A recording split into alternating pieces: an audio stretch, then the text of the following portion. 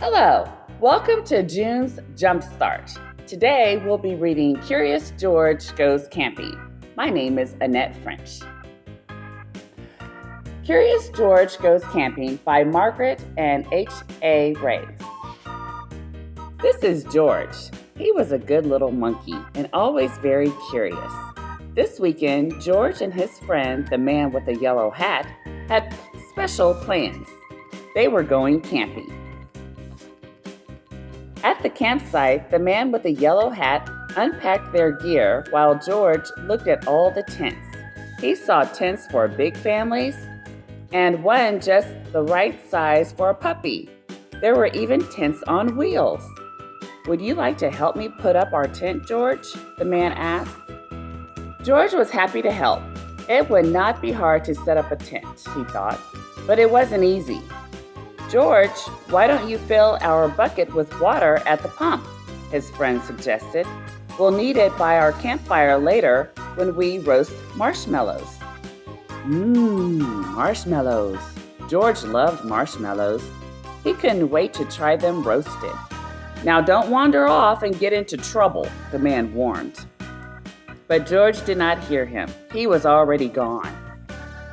At the pump, George worked the handle up and down. Soon his bucket was full. On the way back down the trail, he saw a family packing up.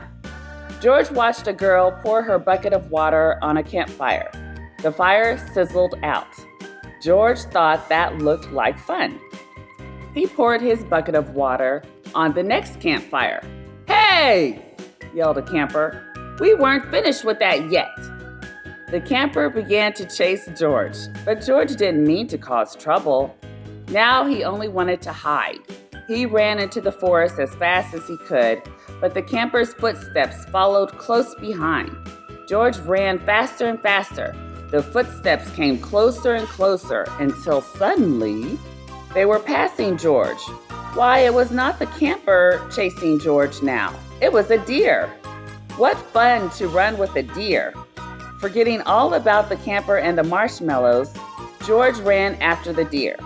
But a little monkey cannot run as fast as a deer in the woods. Before long, George was lost and all alone. He felt tired and stopped to rest. At first, he was worried. He was very far from camp, but there were lots of other animals to keep him company.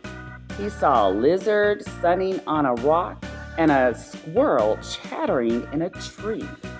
Then he saw the tail of a black and white kitty peeking out from under a bush. He was curious. Would the kitty like to play? George gently pulled the kitty out. But it was not a kitty. It was a skunk, and it was scared. The skunk lifted its tail and sprayed. Whew! The spray smelled awful. The animals tried to get away. George wanted to get away too, but he could not. The smell was all over him. How would he ever get rid of this awful smell, he wondered. Too bad he could not take a bath in the woods. Then George had an idea. He could wash the smell off in the creek. George jumped into the cold water. He splashed and scrubbed, but he was still smelly, and now he was wet too. But what could he do? George thought and thought. If he climbed up a tree to dry off, would the smell blow away? No, even dry and high up in the tree, George did not smell better. Poor George. He wished he hadn't wandered so far from camp. He wished he were roasting marshmallows with his friend. Suddenly, George heard footsteps heading toward him. Someone was coming. It was the forest animals, but they ran right by him. They had seen something scary, and George saw it too. It was a fire. George had gotten into trouble for putting out one fire, but this wasn't in the campground. This was an emergency. Quickly, George climbed down the tree and grabbed his bucket. He scooped it full of water in the creek. Then, being careful not to spill, he climbed back up and swung from branch to branch through the trees.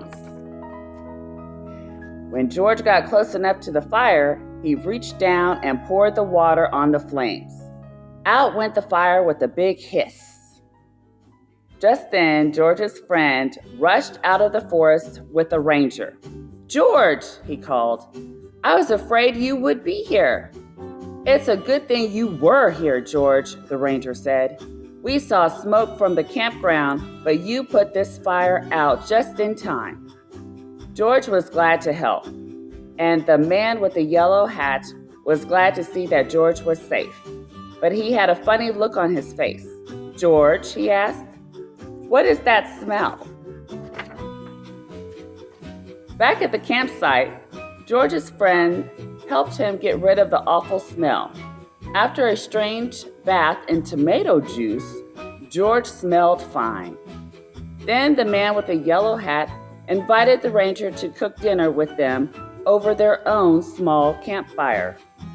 "Fires can be nice if you're careful," said the ranger. George agreed, especially for roasting marshmallows. Thank you for joining us, and please join us again for July's Jumpstart.